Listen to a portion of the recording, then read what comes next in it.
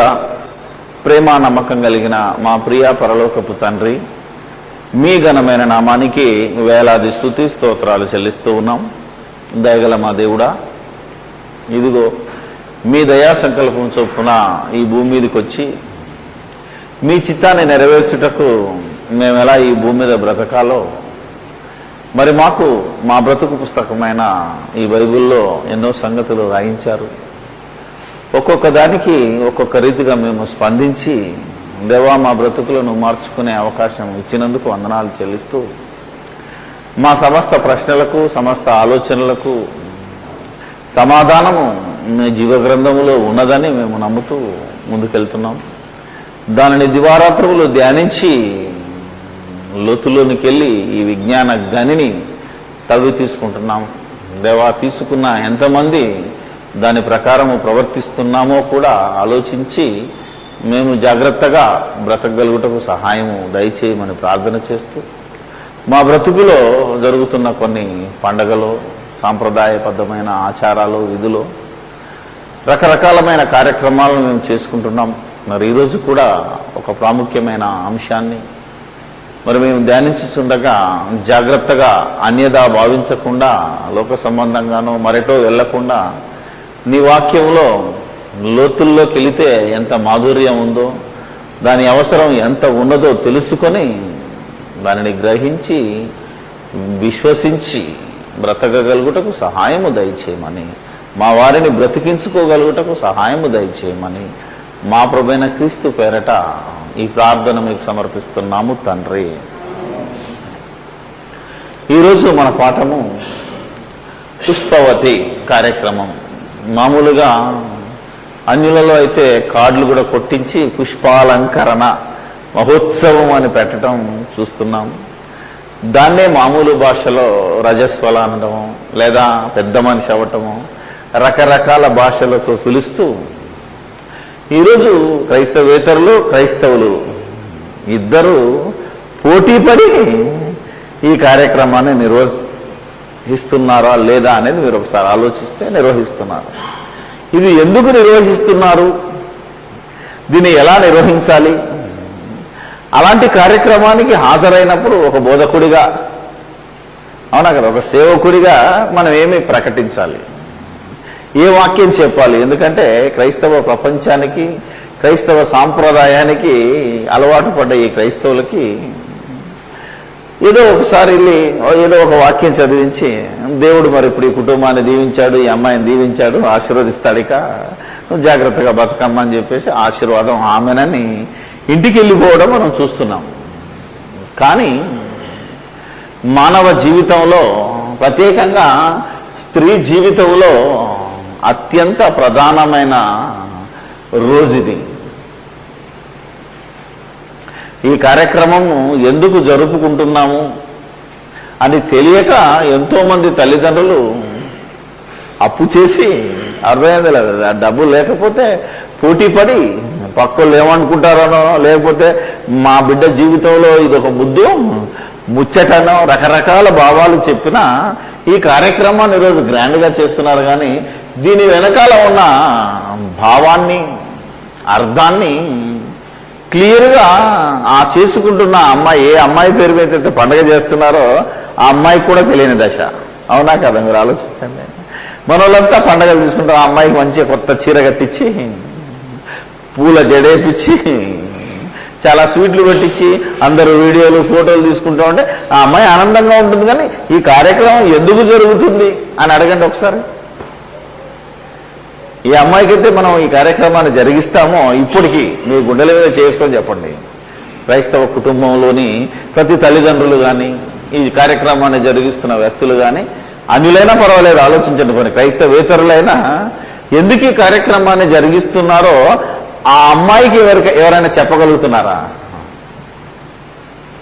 దాని వెనకాల ఉన్న భావం, అసలు ఈ పదం యొక్క ప్రయోగం ఏంటో నిజంగా బైబిల్ బట్టి ఆలోచిస్తే అద్భుతం అండి. పుష్పవతి అంట, చక్కని పేరు కూడా పెట్టారు. మరి దీని మీద ఏ వాక్యం చెప్పాలి అనే ఆలోచన కనుక మనం ఆలోచిస్తుంటే, స్త్రీ జీవితంలో తన శరీరంలో కలిగే అద్భుతమైన మార్పుకు శ్రీకారము చుట్టే ఈ సందర్భానికి ఏ వాక్యం చెప్పాలో మాత్రం దేవుడు చెప్పడా. ప్రత్యేకంగా ఇది చెప్పరా బాబు, ఇది సందర్భానికి వర్తిస్తుంది, ఈ సందర్భాన్ని మీరు ఘనంగా చెయ్యండి అని మాత్రం దేవుడు చెప్పలేదండి. కానీ మనం ఆలోచిస్తే ఈ సందర్భం అనేది స్త్రీ జీవితంలో అతి ప్రాముఖ్యమైనది. అసలు స్త్రీ ఎందుకు పుట్టింది? పురుషుడికి సాటి అయిన సహాయం. పురుషుడు ఎందుకు పుట్టాడు? దేవుని, స్త్రీ కోసం కాదు నాయన, దేవుని సంకల్పాన్ని నెరవేర్చడం కోసం. పురుషుడు దేవుని సంకల్పాన్ని నెరవేర్చడం కోసం పుడితే ఆ పురుషుడికి దేవుని సంకల్పాన్ని నెరవేర్చడంలో సాటి అయిన సహకారి అన్నాడు. That is most important. ఇంతకీ ఏ సంకల్పాన్ని నెరవేర్చాలి పురుషుడు? దేవుని చిత్తం ఏంటిది? ఇంతకీ ఆయనకు అనేక మంది పిల్లలు కావాలి. ఏమన్నదండి? ఆయన అనేక మంది పిల్లలు కావాలి. ఆ పిల్లలు దేవుని ఎదుట పరిశుద్ధులై, క్రీస్తు ఎదుట పరిశుద్ధులై, నిర్దోషులై తిరిగి దేవుని దగ్గరికి వెళ్ళిపోవాలి. ఈ సంకల్పాన్ని పురుషుడు నెరవేర్చడానికి ఎవరుంటే నెరవేరుతుంది కార్యక్రమం? స్త్రీ సహకారం లేనిది జరగని పని. అందుకే దేవుని సంకల్పాన్ని నెరవేర్చుటలో స్త్రీ పురుషులది ఇద్దరిది సమానమైన బాధ్యత. ఎందుకంటే స్త్రీ లేకపోతే పురుషుడు కనలేడు, పురుషుడు లేకపోతే స్త్రీ కనలేదు. కాబట్టి వీళ్ళిద్దరిని, స్త్రీని పురుషుణ్ణి కన్న తర్వాత లేదా వారి ఆకారాలు నిర్మించిన తర్వాత వారిని దేవుడు దగ్గరికి తీసుకొని ఆజ్ఞాపిస్తున్నాడు. ఆదికాండము 1:28 ఇక్కడ నుంచి ప్రారంభిద్దాం. దేవుడు వారిని ఆశీర్వదించెను. ఎట్లనగా మీరు ఫలించి అభివృద్ధి పొంది విస్తరించి భూమిని నిండించి దానిని లోబర్చుకోవాలి అన్నాడు. ఇందులో ఒక మాట వ్రాయబడిందండి. ఏమనే మాట ఉంది? ఫలించి అంటాడు. ఏమంట? ఫలించడం అంటే పిల్లల్ని కనడం, అంతే కదా. వారు ఫలించి అభివృద్ధి పొంది విస్తరించి అన్నాడు. కాబట్టి ఫలించాలి. ఫలించడం అంటే ఫలము అంటారు. ఏమంటారండి? ఫలము అని అంటే పండటము అని అర్థం భాష. అందుకే పెళ్ళైన వెంటనే కొన్ని రోజులకి కనీసం కడుపులో కాయ పండ అని అడుగుతారు భాషలో. మీరు ఆలోచిస్తే ఎప్పుడైనా విన్నారా లేదా? కాయ పండ అని అంటారు. కాయ ఏంటి, పండు ఏంటి, ఎందుకు వచ్చింది భాష అని మీరు ఆలోచిస్తే 127లో ఏమంటున్నాడు కీర్తన? గర్భఫలము దేవుడిచ్చు బహుమానము అన్నాడు. 127 కీర్తన 3వ వచనం. గర్భఫలము.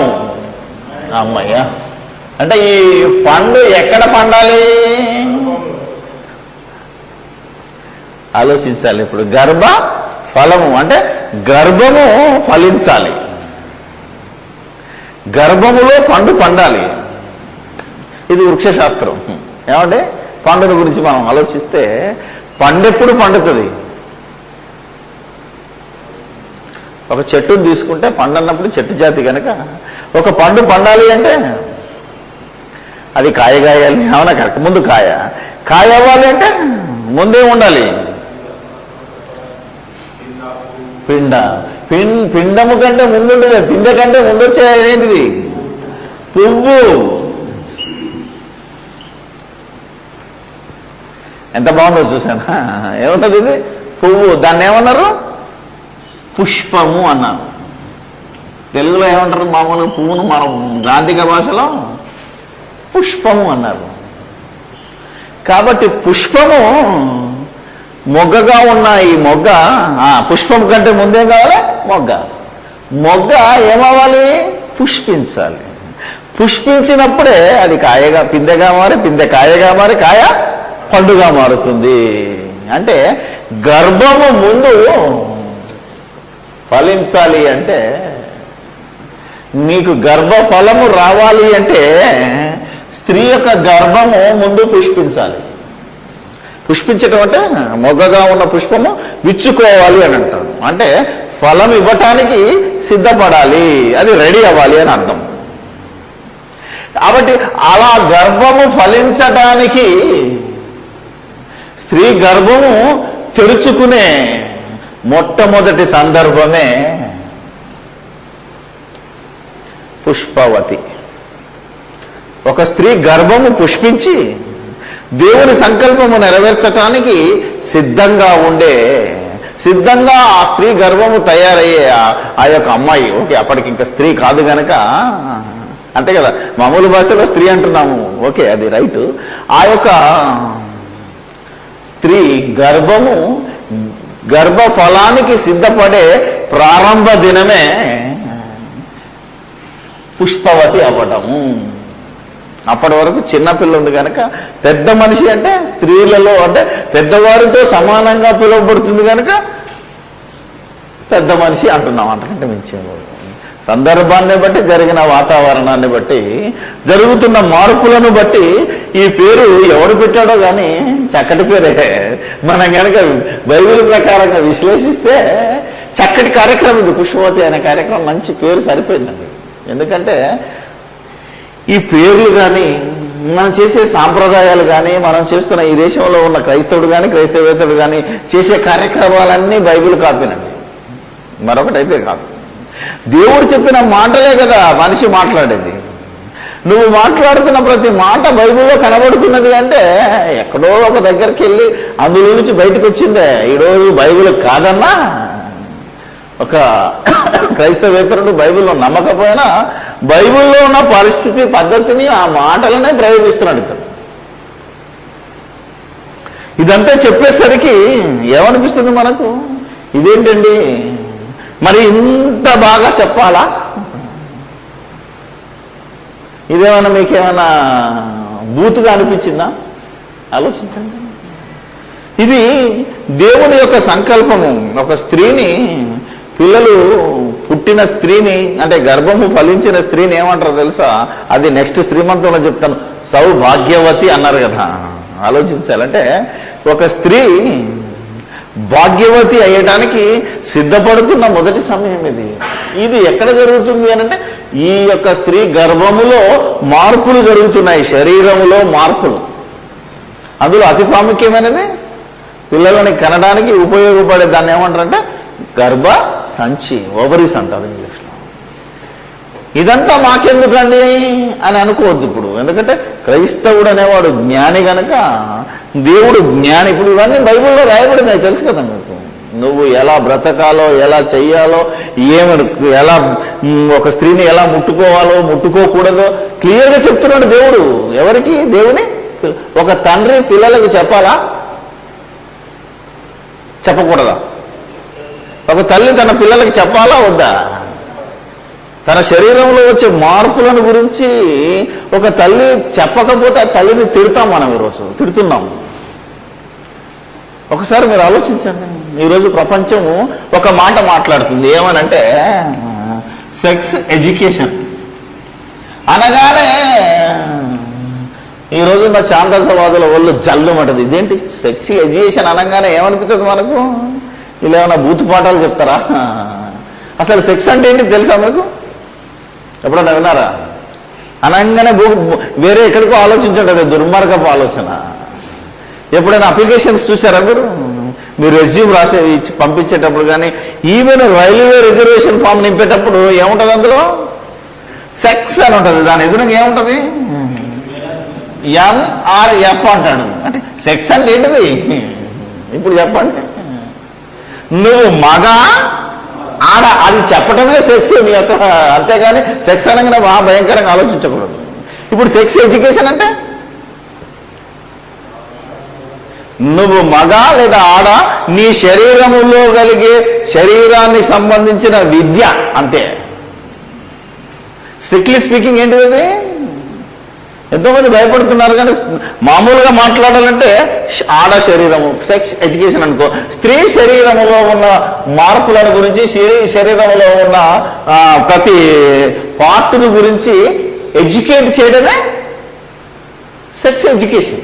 నీ అవయవాలను ఎలా కాపాడుకోవాలి, నీ యొక్క ఆకారాన్ని నువ్వు ఎలా కాపాడుకోవాలి అని చెప్పడమే ఎడ్యుకేషన్. ఈ ఎడ్యుకేషను ఎవరు చేశారు? ఇప్పుడు దేవుడు చేశాడు తెలుసా. ఒక స్త్రీకి ఎలా తన శరీరాన్ని కాపాడుకోవాలో, ఒక పురుషుడు తన శరీరాన్ని ఎలా కాపాడుకోవాలో కూడా డైరెక్ట్గా మాట్లాడాడు దేవుడు. నువ్వేం చేస్తే అంటరాని వాడు అవుతావు, అర్థమైతే లేదా? నువ్వేం చేస్తే అపవిత్రుడు అవుతావు. నీ యొక్క కనబడని అవయవాలను నువ్వు ఎలా కాపాడుకోవాలో డైరెక్ట్గా మాట్లాడతాడు దేవుడు.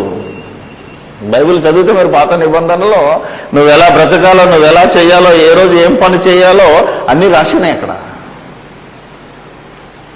ఆలోచించినట్టయితే ఇప్పుడు ఇందులో అతి ప్రాముఖ్యమైనది ఏంటిది? దేవుడు తన పిల్లలకు చెప్పాడు కనుక ఇప్పుడు తల్లిదండ్రులు తన పిల్లలకు చెప్పాలి. అమ్మా, ఈ కార్యక్రమంలో ఉన్న మాధుర్యత, ఈ కార్యక్రమంలో ఉన్న ఆనందము, ఈ కార్యక్రమం వెనకాల దాగున్న సంకల్పము, దేవుని చిత్తము, ఇది ఒక మహా అద్భుతమైన కార్యక్రమం. ఒకవేళ ఈ కార్యక్రమం జరగకపోతే ఆలోచించండి, అది రోగం తెలుసా మీకు? ఒకవేళ ఒక స్త్రీ సరి అయిన వయస్సులో కనుక రజస్వల కాకపోతే, పుష్పవతి కాకపోతే వెంటనే ఎక్కడికి వెళ్ళాలి?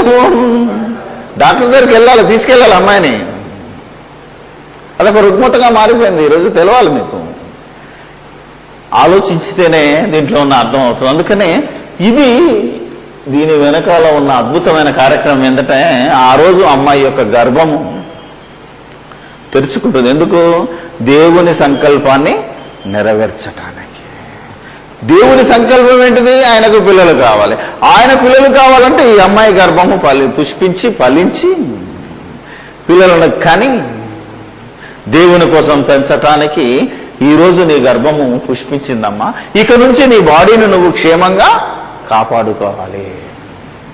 అందుకే ఆ రోజు కార్యక్రమంలో ఏం జరుగుతుంది అని కనుక మనం మాట్లాడితే, మామూలుగా తల్లిదండ్రులకు అది ఈజీగా గుర్తుపట్టే టైము.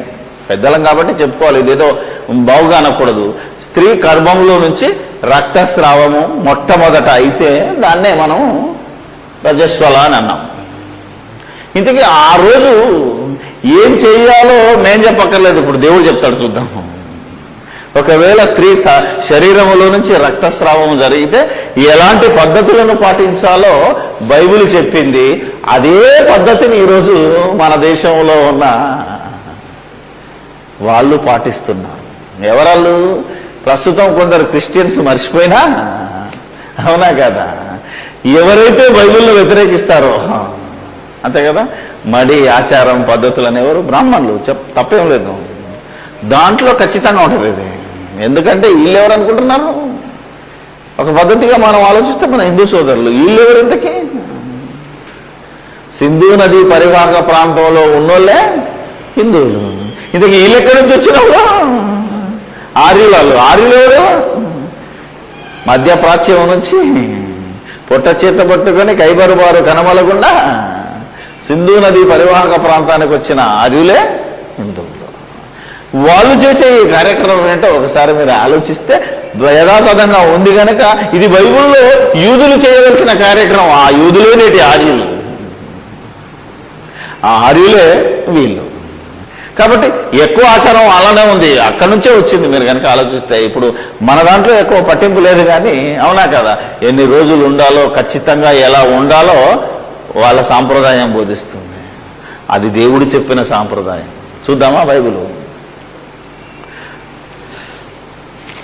లేవి కాండం.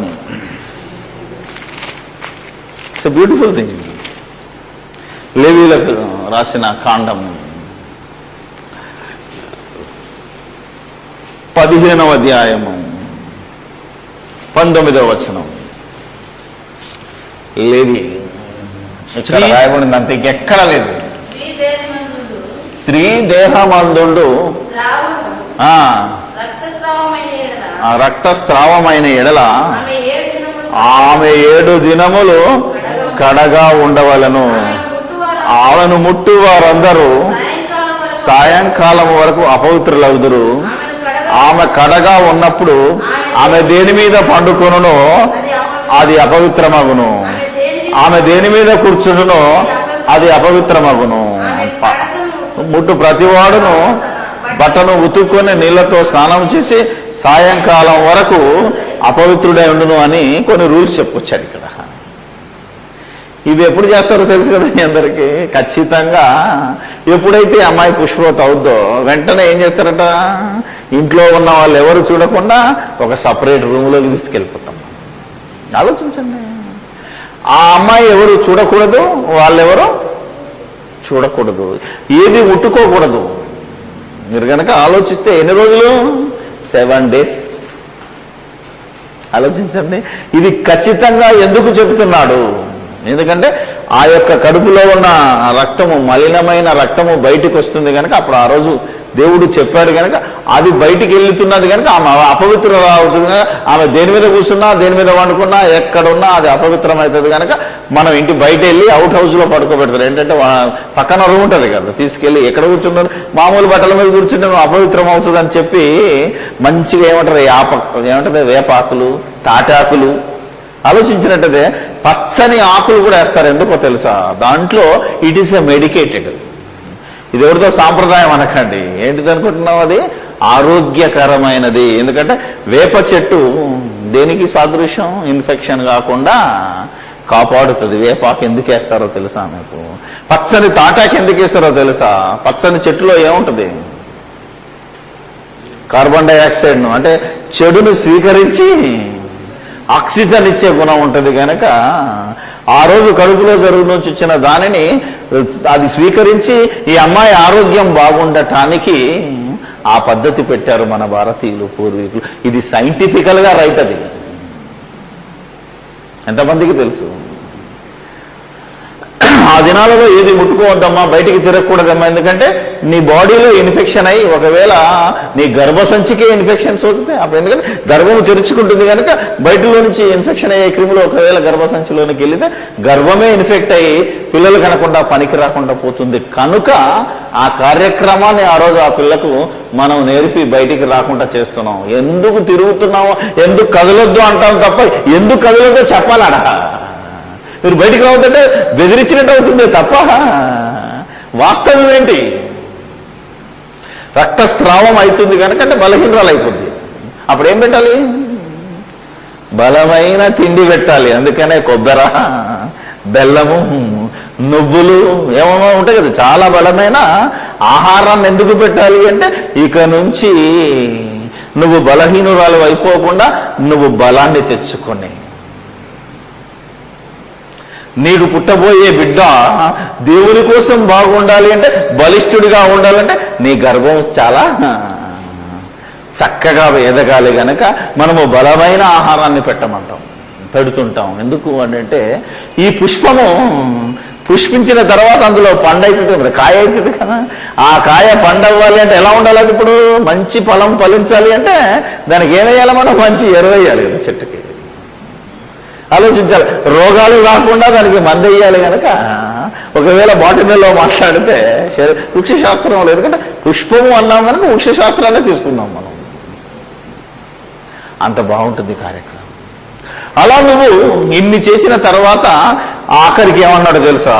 7వ ఇవన్నీ మామూలుగా రజస్వలైన దినము, అలాగే స్త్రీ నెల నెల బయట కడగా ఉంటుంది కనుక ఆ రోజు కూడా ఇదే పాటించాలి అన్నాడు. ఆ తర్వాత నెల నెల వస్తుంటుంది అని పిల్లలకి చెప్పాలి. ఇక భయపడకూడదమ్మా, అలా అయిన రోజున నువ్వు ఇలా దాన్ని ఇన్ఫెక్షన్ కాకుండా నువ్వు కాపాడుకోవాలని పిల్లలకి ఎదిగిస్తూ నీ దేహాన్ని నువ్వు ఇలా కాపాడుకోవాలని చెప్పటానికి ఇది ప్రారంభ కార్యక్రమంగా చేస్తున్నాము అని ఆ అమ్మాయికి చెప్పాలి.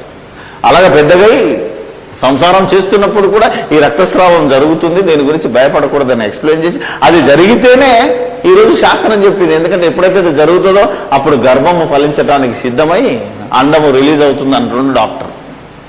అలా మీరు ఆలోచిస్తే అద్భుతమైన జ్ఞానం ఉంది ఇందులో. అలా 7 days అయిన తర్వాత ఏమన్నాడు 28లో, ఆమె ఆ స్రావము కుదిరి పవిత్రురాలైన, అంటే రక్తం ఆగిపోతుంది అని అర్థం. లెక్కించుకొని అవి తీరిన తర్వాత పవిత్రురాలగును. 8వ నాడు ఆమె 2 తెల్ల గువ్వలనైనను 2 పావురపు పిల్లలనైనను ప్రత్యక్షపు గుడారం యొక్క ద్వారమునకు యాజకుని యొద్దకు తేవలను. యాజకుడు ఒకదానిని పాప పరిహారాల బలిగాను ఒకదానిని దహన బలిగాను అర్పింపవలను. ఆమె స్రావం విషయమై యెహోవా సన్నిధిని ఆమె నిమిత్తము ప్రాయశ్చిత్తం చేయాలని 7 దినాల తర్వాత దేవునికి స్తోత్రం చెప్పు అన్నాడు. అంతే, దేవునికి స్తుతి చెల్లించు అన్నాడు. ఎందుకంటే ఈ కార్యక్రమం జరిగిస్తున్నందుకు దేవునికి కృతజ్ఞతాస్తుతులు చెల్లించాలంటే నీ గర్భాన్నిలో మార్పులు తెచ్చి ఈ గర్భాన్ని నిర్మిస్తున్నాడు ఫలించటానికి సిద్ధంగా. అందుకు దేవునికి కృతజ్ఞతాస్తుతులు చెల్లించు. కంటిన్యూగా అయితే రోగం అయిపోతుంది కనుక ఆగిన వెంటనే ఇక నీ కడుపులో అండము రిలీజ్ అవ్వడానికి సిద్ధం కాబోతుంది. అందుకే నువ్వు అప్పటి నుంచి పవిత్రమైన దేవుని కార్యక్రమాన్ని నెరవేర్చడానికి నువ్వు సిద్ధపడుతున్నావు కనుక పవిత్రురాలవుతావు కనుక వెంటనే వెళ్ళి దేవునికి కృతజ్ఞతాస్తుతి చెల్లించమని, అంటే దేవునికి స్తోత్రం చెప్పమన్నాడు. ఇప్పుడు మొదటిసారి అయింది. మరి మొదటిసారి అయినా కూడా 7 రోజుల తర్వాత ఏం చేద్దాం, ఇంట్లోకి తీసుకొస్తున్నాం. ఇంట్లోకి తీసుకొచ్చేటప్పుడు ఏం చేయాలి, మరి ఫంక్షన్ చేస్తున్నాం. అందుకని అదే ప్రార్థన పెట్టించుకోవడము, కార్యక్రమాన్ని పెట్టించుకుంటున్నాం. ఫస్ట్ టైం పెట్టినాం. అప్పుడు మరి చుట్టూ వచ్చిన వాళ్ళకు చెప్పాలి, ముఖ్యంగా అమ్మాయికి చెప్పాలి ఎందుకు ఈ కార్యక్రమాన్ని చేస్తున్నాము.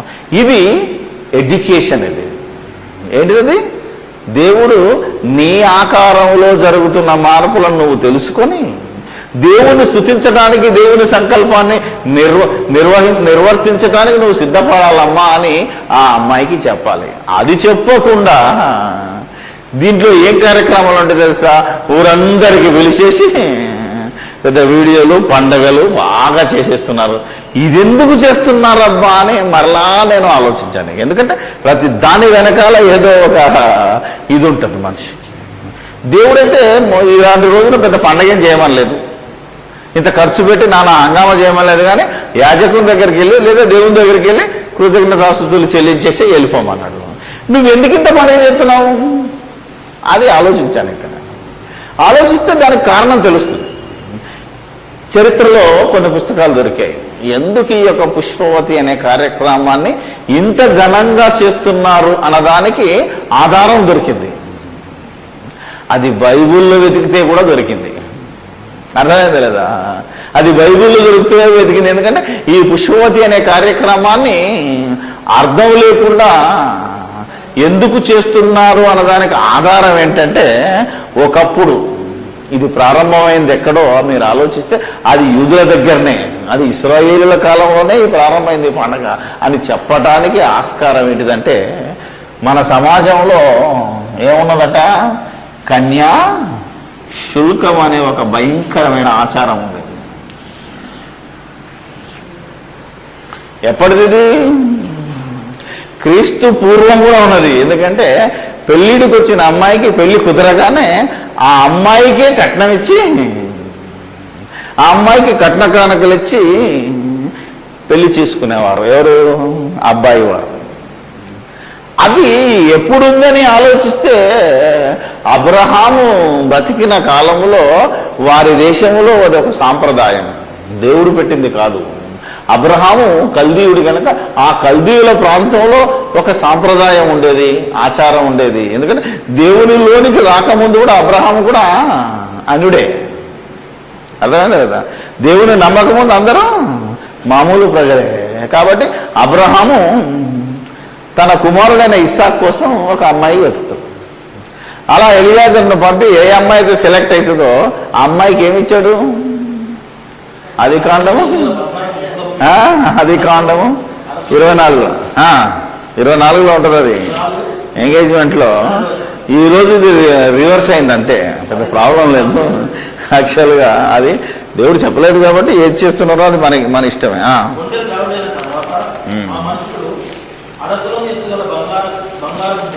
ముక్కమ్మిని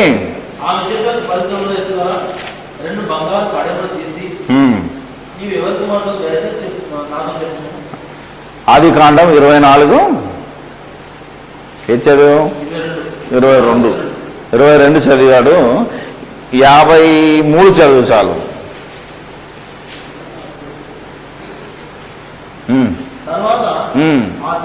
వెండి నగలను బంగారు నగలను వస్త్రములను తీసి రిబ్కాకు ఇచ్చెను. మరియు అతడు అతని సహోదరికి తల్లికిని విలువ గల వస్తువులు ఇచ్చెను అని వ్రాయబడింది. అంటే ఆ రోజుల్లో అమ్మాయికే మరి సొమ్ములిచ్చి చాలా కానుకలిచ్చి అబ్బాయిని చేసుకునే ఆచారం ఆ దేశంలో ఉన్నది కనుక అతడు పాటించాడు. ఇప్పుడు మీరు ఆలోచించండి. ఆ తరువాత ఆది కాండము 34వ అధ్యాయము 11వ వచనం.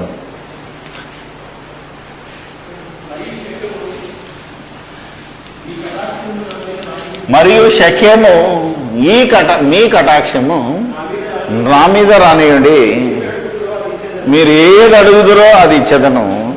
ఓలియు కట్నమును ఎంతైనా అడుగుడి, మీకు అడిగినంత ఇచ్చేదను. మీరు ఆ చిన్నదాన్ని నాకు ఈడని ఆమె తండ్రితోనూ ఆమె సహోదరులతోనూ చెప్పాను. అంటే ఒక అమ్మాయికి ఓలి లేదా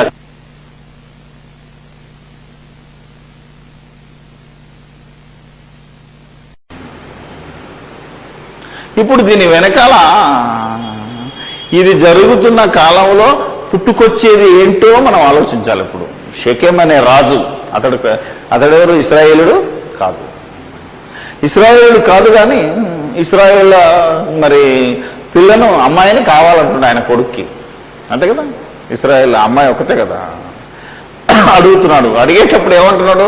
మా సాంప్రదాయ ప్రకారం మీకు ఎంత కట్నం అడిగినా ఇస్తామంటే, పెళ్ళిడికి వచ్చిన పిల్లుంటే అమ్మాయి ఉంటే పెళ్లి కుమార్తె అని ఆ అమ్మాయి తండ్రికి ఏం దొరుకుతుంది? ఇప్పుడు మీరు ఆలోచిస్తే ఏం దొరుకుతుంది? కట్నం దొరుకుతుంది, ఆస్తి దొరుకుతుంది. కాబట్టి ఇప్పుడు ఈ తండ్రులు ఏం చేశారు అంటే, ఇది పుట్టిన కాలానికి మనం వెళితే ఈ పుష్పవతి అనే కార్యక్రమం పెద్ద పెద్ద పండగలాగా ఎందుకు జరుగుతుంది అని ఈరోజు ఆలోచిస్తే, ప్రారంభానికి వెళ్ళినప్పుడు ఏం జరుగుతుందంటే, ఎవరింట్లోనైతే పుష్పవతి అనే అమ్మాయి ఉంటుందో, అంటే పెళ్ళిడికి సిద్ధపడిన అమ్మాయి ఉంటుందో, ఇక ఆ తండ్రికి ఏంటిది? చాలా డిమాండ్ అన్నమాట. అర్థం చేసుకోవాలి. ఇప్పుడు అంటే ఏమన్నట్టు, మా అమ్మాయి పెళ్ళిడికి వచ్చింది, ఇప్పుడు పెళ్లికి సిద్ధంగా ఉంది, ఎవరెంత కట్నం ఇస్తే మా అమ్మాయిని వాళ్ళకి ఇస్తానని చెప్పటానికి జరిపిన పండగే పుష్పవతి కార్యక్రమము, పుష్పాలంకన అనే కార్యక్రమం అక్కడ ప్రారంభమైంది ఆ రోజుల్లో. ఇప్పుడు మీరు ఆలోచించండి, ఇక పుష్పాలంకరణ కార్యక్రమానికి నాందెప్పుడు పలికింది అని అంటే, అప్పుడు పలికింది. ఎందుకంటే అమ్మాయి అప్పుడు అమ్మాయిలకే ఎక్కువ డిమాండ్ ఉండే. ఈవెందో ఎప్పుడైనా అమ్మాయిలకే డిమాండ్ ఉండాలి, అవునా కదా. కానీ డిమాండ్ ఇప్పుడెవరికి వచ్చింది?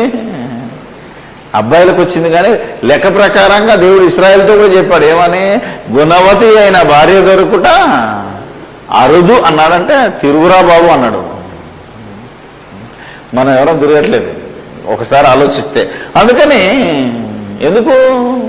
దేవుని సంకల్పాన్ని నెరవేర్చడానికి ఒక గుణవతి కావాలి, నీకు సాటి అయిన సహాయం. ఎందుకంటే మొట్టమొదటిసారి దెబ్బతిన్నావు కనుక ఇప్పుడు మాత్రం అలా దెబ్బతినకుండా నీకు లోబడి నీకు సహకరించే అమ్మాయి కావాలంటే నువ్వు వెతుక్కోమన్నాడు. కానీ ఆ రోజుల్లో జరిగిన ఈ సంఘటనను మనం ఆలోచిస్తే, కట్నం ఎవరు ఎక్కువ ఇస్తారు అని చెప్పకనే చెప్పటానికి, మా అమ్మాయి పెద్ద మనిషి అయింది, మా అమ్మాయి పుష్పవతి అయింది కనుక మా ఇంట్లో పెళ్ళిడికి వచ్చిన పిల్ల ఉన్నదని తెలియపరచడానికే ఈ కార్యక్రమం ప్రారంభమైంది. అలా సంవత్సరాలు గడిచాయి. ఏమైంది? ఇప్పుడు కొన్ని సంవత్సరాలు గడిచాయి. తర్వాత ఏమైంది? ఇప్పుడు ఏ ఇంట్లోనైతే పెళ్ళిడికి వచ్చిన పిల్ల ఉన్నదో, అమ్మాయి ఉన్నదో, ఆ తండ్రి ఏమంటున్నాడు? ఇప్పుడు గుండెల మీద కుంపటి అంటున్నాడు. ఇప్పుడు అర్థమైంది? అంటే గుండెల మీద కుంపటి. ఎప్పుడైతే మీ అమ్మాయి పుష్పవతి అయిందో అప్పటి నుంచి నీకు భయం పట్టుకోవాలి. ఇప్పుడు ఏమని, ఎంత ఏ దుర్మార్గుడు వస్తాడో, ఎవడెంత కట్నం అడుగుతాడో, అవునా కదా? ఇప్పటి నుంచి నేనెంత వెనకయ్యాలోనే బాధ ఇప్పుడు అమ్మాయి తండ్రికి. ఆలోచించండి మీరు, అవునా కదా? అలా ప్రతి వాడు కొట్టుకుంటారు. మరి అందరు లేరనుకోండి, it is an percentage of, ఎక్కడో కొద్ది మంది ఏ పైసా లేకుండా, ఏ నయా పైసా లేకుండా పెళ్లి చేసుకునేవారు ఉన్నారు, ఎక్కడో కొద్ది మంది. ఈవెన్ పాస్టర్లే భయంకరంగా కట్నం తీసుకుంటున్న మహానుభావులు ఉన్న దేశం ఇది. రెవరెండులు, డాక్టర్లు కూడా మీరు ఆలోచిస్తే, అవునా? ఇక్కడ ఉన్నాం మనం కూడా అందరం బోధకులమే, కానీ ఒకసారి గుండెల మీద చేసుకొని చెప్పండి, ఆలోచించండి. అందుకని ఇప్పుడు ఏమైంది, రివర్స్ అయింది కనుక మరి ఏం చేయాలి? ఇప్పుడు మనం ఏం చేయాలి? నిజంగా బాధలున్నాడు ఏం చేయాలి? కార్యక్రమాన్ని బంద్ చేసుకోవాలి. లెక్క ప్రకారంగా ఇది చేయకూడదు ఇక. ఎందుకంటే ఇది చేస్తే ఖర్చే కదా నీకు. ఒక్కొక్కరు 10,000 రూపాయలైనా మినిమం పెడుతున్నాడు ఈరోజు. ఒక ఫంక్షన్ చేయాలంటే ఎంత అవుతుంది? మినిమం తక్కువలో తక్కువ. దేవుడి కార్యక్రమానికి పెట్టమన్నా పెట్టడు, కానీ దీనికి మాత్రం అప్పు తెచ్చైనా పెడతాడు. ఆలోచించండి మీరు. అందుకని ఇది చెయ్యాలా వద్దా అనేది మీ విజ్ఞతకే వదిలేస్తాను, మీ ఆలోచనలకే వదిలేస్తున్నాను. ఎందుకంటే వద్దు అంటే నువ్వెవడరా వద్దనడానికి అంటాడు ఇప్పుడు. ఎందుకంటే నీకు బిడ్డుంటే తెలుస్తుందని అనొచ్చు ఎవడన్నా. ఎందుకంటే మొన్న ఒక రోజు ఒక చోట ప్రసంగం చేశాను. పౌలు ప్రసంగం చేసినప్పుడు ఆ పెద్ద మనిషి అన్నాడు, నాకు బాధ అనిపించింది. పౌలు ఏమన్నాడట, చావైతే లాభము, బ్రతుకుట క్రీస్తే అన్నాడు కదా. చచ్చిపోయిన వాళ్ళకి లాభమే బాబు, చాలా మంచిది, ఆనందించాలి. దేవుడు నీ భార్యను తీసుకునేందుకు నువ్వు ఆనందించు, పెద్ద ప్రాబ్లం లేదు. ఎందుకంటే వారి మరణ దినమే మేలు. అంటే పెద్ద మనిషి ఏమన్నాడు తెలుసా, ఆ చెప్పినోడికి ఊరలేదు, ఎందుకంటే ఆడికి భార్య లేదు కదా అన్నాడు. అంటే చెప్పినోడు ఎవరట, పౌలు. కాబట్టి పౌలుకు భార్య లేదు కనుక ఆయనకేం తెలుసు బాధ అంటున్నాడు ఈయన. ఆలోచించలేదు, పౌలు చెప్పాడు, అయితే పరిశుద్ధాత్మ దేవుడు చెప్పాడు అలా. ఎందుకంటే ఎవరి బాధ ఆలేదు, మరి మనం ఏం చేయలేము వాస్తవానికి ఆలోచిస్తాం. అందుకనే వద్దు అని మనం ఎందుకు అనాలి, చెయ్యి అని మనం ఎందుకు చెప్పాలి? దాని వెనకాల ఉన్న లోతుపాతులని చెప్పాను నేను.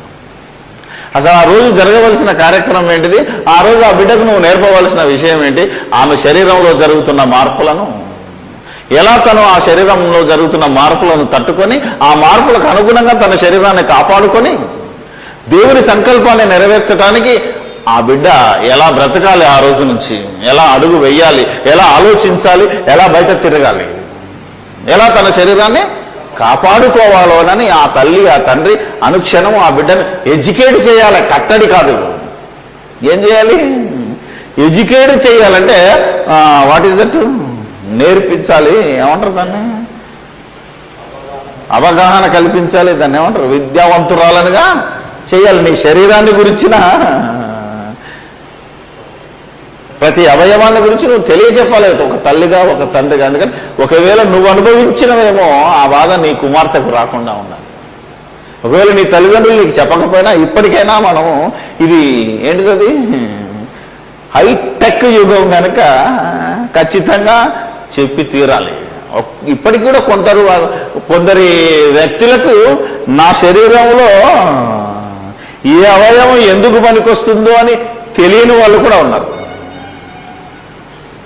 అని ఆలోచిస్తే అది అన్యాయం, అది అక్రమం. ఎందుకంటే ఆ రోజు నుంచి కూడా దేవుడు చెప్పుకుంటూ వస్తున్నాడు, నువ్వు ఎలా బతకాలో, ఏది తినాలో, ఏం చేయాలో, ఎక్కడ పడుకోవాలో, ఎక్కడ పడుకోకూడదో, ఎలా బ్రతకాలో అని ప్రతి చిన్న విషయాన్ని కూడా దేవుడు కూలంకషంగా తన పిల్లలకు రాసేది. తెలియదు కనుక, తెలియనప్పుడు ప్రజలు నేర్పించాలి కనుక, అలా ఆ బిడ్డ యొక్క జీవితంలో ఎలా బ్రతకాలో నేర్పించాలి, ఎడ్యుకేట్ చేయాలి తప్ప కేవలం ఆర్భాటానికి వెళ్ళి హంగామా చేసి ఎందుకు చేశారో తెలియని పరిస్థితిలో మనం ఆ కార్యక్రమాన్ని జరిగించకుండా ఉండాలి అని మనము ఆ సంఘాన్ని, ఆ సమాజాన్ని, ఆ ఇంటిని, ఆ అమ్మాయిని దేవుని వాక్యంలో పెంచటానికి మనం వాక్యం చెప్పాలి. దీనికి ఇంకా ఏమైనా మీరు ఆలోచించి ఇంకెక్కడెక్కడైతే వచనాలు దొరుకుతాయో వాటన్నిటి యాడ్ చేసి ఆ రోజు అక్కడ వచ్చిన వారికి జ్ఞానోదయం కలిగిస్తే, అంతే కదా, మీ ప్రసంగాన్ని ఇంకా రక్తి కట్టించి, దాన్ని ఏమంటారు మన భాషలో, అంతే కదా, వారి హృదయాలను ఆకట్టుకుని చెప్పి ఆ కార్యక్రమం యొక్క ఔన్నత్యాన్ని మనం గనక తెలియజేయగలిగితే అది అద్భుతంగా ఉంటుంది. వారి జీవితం బాగుపడుతుంది, ఆ అమ్మాయి జీవితం బాగుపడుతుంది. అందుకు నువ్వు ఈ బోధ చేయాలి, అందుకు నువ్వు ఈ మాటలు చెప్పాలి. దేవుడిచ్చిన ఈ కార్యక్రమం ఎంత గొప్పదో, దేవుడు ఒక స్త్రీలో శరీరంలో ఎందుకు ఈ మార్పులు జరుగుతున్నాడో, ఎందుకు ఈ మార్పును చేశాడో అనేది మనం ఆలోచించాలి. స్త్రీ ఎందుకు పుట్టిందో చెప్పాలి, ఆ తర్వాత పుట్టిన తర్వాత పెరుగుతున్నప్పుడు కలిగే మార్పులను చెప్పాలి. తన భర్త కోసం నువ్వు ఎలా సిద్ధపడాలో, ఎలా పరిశుద్ధంగా బ్రతకాలో, దేవుని సంకల్పాన్ని నెరవేర్చడానికి నువ్వు ఎలా ఆలోచించాలో, ఇవన్నీ ఈ రోజు నుంచి ప్రారంభం చేయాలి. అంతవరకు చిన్నపిల్ల అనుకుంటాం కదా, ఏదో బ్రతుకు ఎలా బ్రతుకుతుంటుంది, ఎగురుతుంటుంది, దుంకుతుంటుంది, ఆలోచిస్తుంటుంది, పాడుతుంటుంది, ఎందుకున్నానో తెలియని సంగతి. కానీ ఈ రోజు నుంచి మాత్రం తన జీవితం ఒక మలుపు తిరిగిందని, ఆ మలుపులో నువ్వెలా నలిగిపోకుండా. కాబట్టి దీనికి సంబంధించిన ఇంకా మిగతా రెఫరెన్స్లు మీరు వెతికి ప్రసంగించి దేవుణ్ణి మహిమపరిచి దేవుని రాజ్యాన్ని విస్తరింపచేయాలని దేవుని పక్షాన మిమ్మల్ని కోరుకుంటూ సెలవు తీసుకుంటున్నాం. ప్రార్థన చేసుకున్నాం. దయగల మా దేవుడా, పరిశుద్ధుడమైన మా తండ్రి, మీ ఘనమైన నామానికి వేలాది స్తుతి స్తోత్రాలు చెల్లిస్తూ ఉన్నాం. మేము ప్రతి కార్యక్రమాన్ని దేవా అర్థవంతంగా, ఫలవంతంగా, జవాబుదారితనంతో చేయగలిగినట్లు సహాయము దయచేయండి. మరి ఈరోజు మా సంఘాలు, సంస్థలు, మా కుటుంబాలలో మరి మా పిల్లలు పుష్పవతిగా అయినప్పుడు, మరి ఆ కార్యక్రమాన్ని జరిగిస్తున్నప్పుడు దానికి ఒక అర్థం ఉందని, దాని వెనకాల మీ సంకల్పము దాగి ఉందని, ఇది మహోన్నతమైన కార్యక్రమానికి ప్రారంభమని మా పిల్లలను, వచ్చిన వారిని ఎడ్యుకేట్ చేస్తూ మేము ప్రసంగించగలుగుటకు మీ ఆత్మ సహాయాన్ని అనుగ్రహించి, మీ వాక్యపు వెలుగులో మమ్మల్ని నడిపించి, ఈ యొక్క ప్రజలను అజ్ఞానవంతులుగా ఉండకుండా, ఏ పని అజ్ఞానంతో చేయకుండా జ్ఞానంతో చేసి అనేక మందిని విజ్ఞానవంతులు చేయగలుగుటకే మా ఈ మాటలు ఉండగలుగునట్లు సహాయము దయచేయమని సమస్తము మీకే స్తుతి స్తోత్రాలు చెల్లిస్తూ మా ప్రభువైన క్రీస్తు పేరట ఈ ప్రార్థన మీకు సమర్పిస్తున్నాము తండ్రి.